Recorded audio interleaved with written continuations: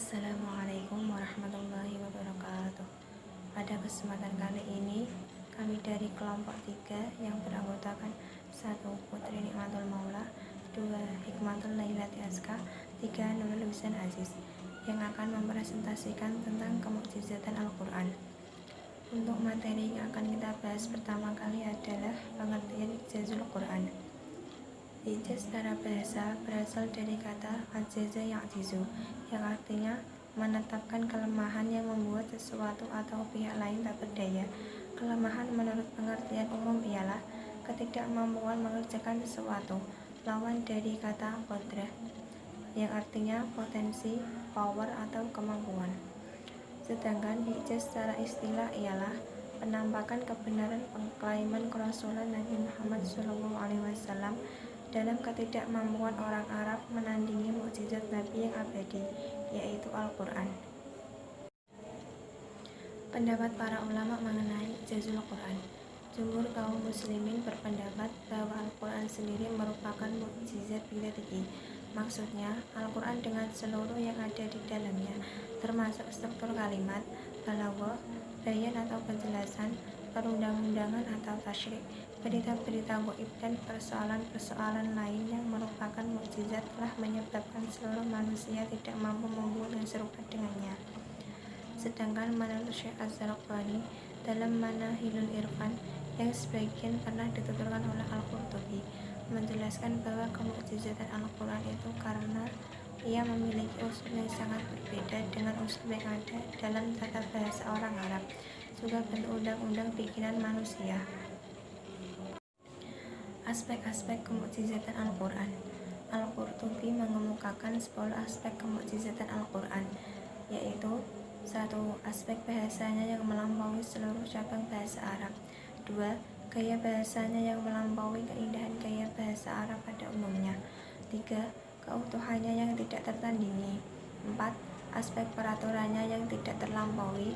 5. Penjelasan tentang hal-hal yang gaib hanya dapat ditelusuri lewat wahyu semata. 6. Tidak ada hal yang bertentangan dengan ilmu pengetahuan. 7.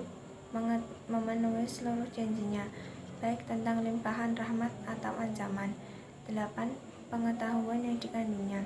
9. Memenuhi keperluan dasar manusia. 10. Pengaruh terhadap kalbu manusia. Kadar kemukjizatan Al-Quran. Quraish Shihab berpendapat bahwa pada garis besarnya mukjizat Al-Quran itu tampak dalam 3 hal pokok. 1. Susunan redaksinya yang mencapai puncak tertinggi dari sastra bahasa Arab.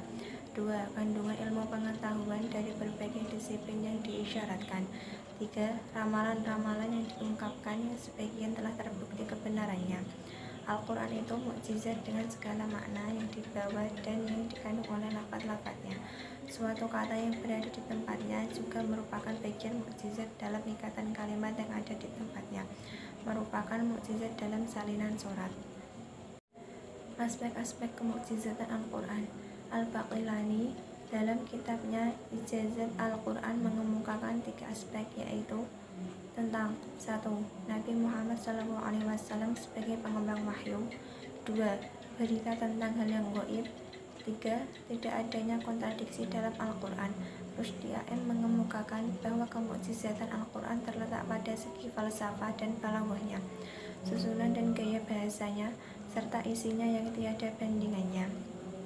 Sedangkan menurut Al-Qatan memutuskan kadar kemukjizatan Al-Quran itu mencakup 3 aspek.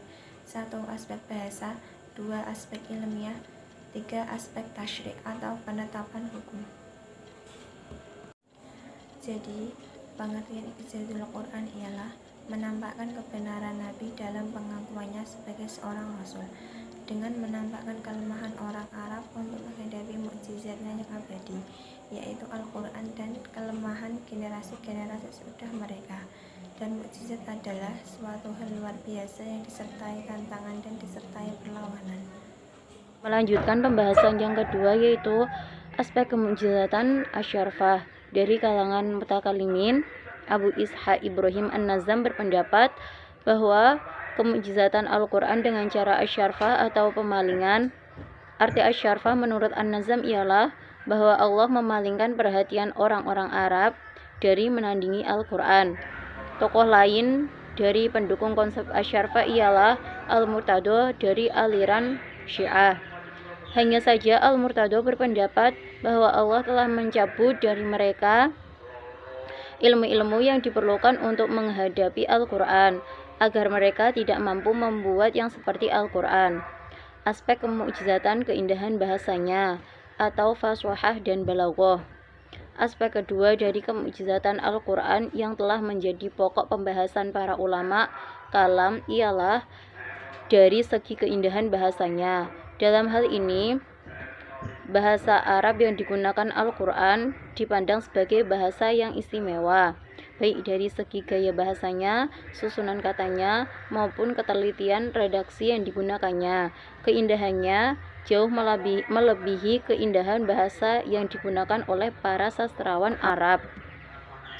Aspek kemukjizatan kandungan isinya secara garis besar dapat diklasifikasikan kepada 3 jenis sebagai berikut. Yang pertama, berita tentang hal-hal yang gaib.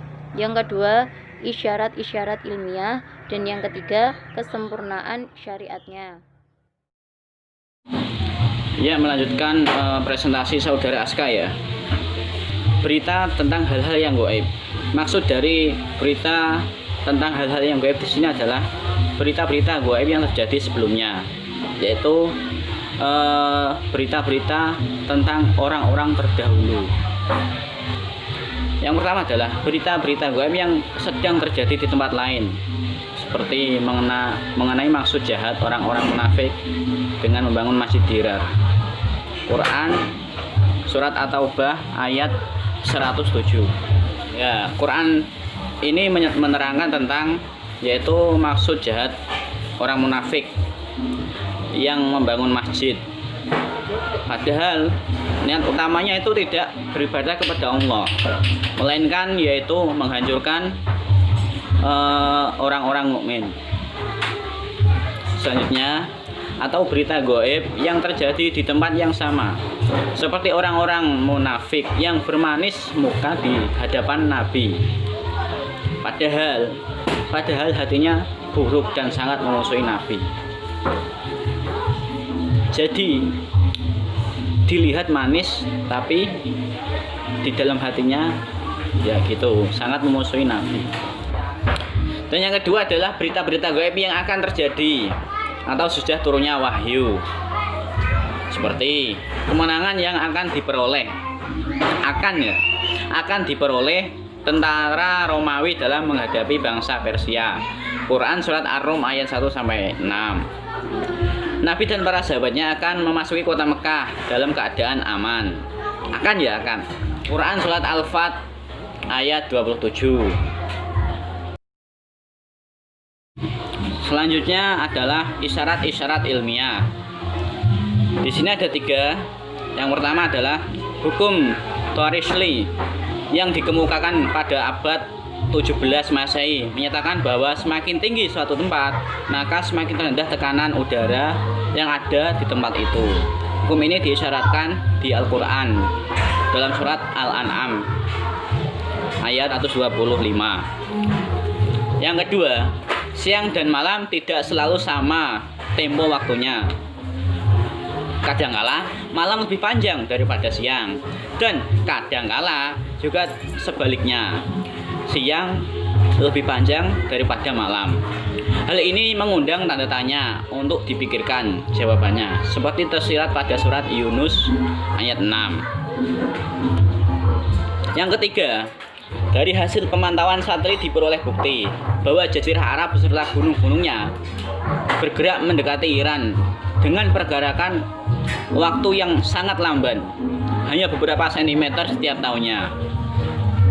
Isyarat ini terlihat dari Al-Quran surat An-Naml ayat 88. Selanjutnya, sempurnaan syariatnya.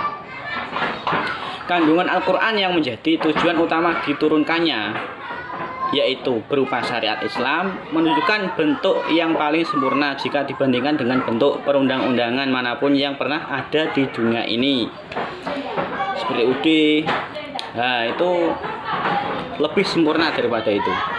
Yang kedua, syariat Islam juga diakui sebagai syariat yang sesuai dengan kebutuhan manusia karena ia berasal dari pencipta manusia itu sendiri, yang tujuan utamanya yaitu untuk membebaskan manusia dari alam gelap gulita menuju ke alam yang terang benderang.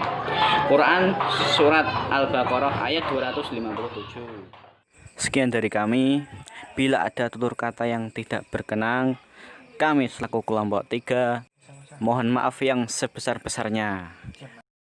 Billahi taufik wal hidayah, waridha wal inayah. Wassalamualaikum warahmatullahi wabarakatuh.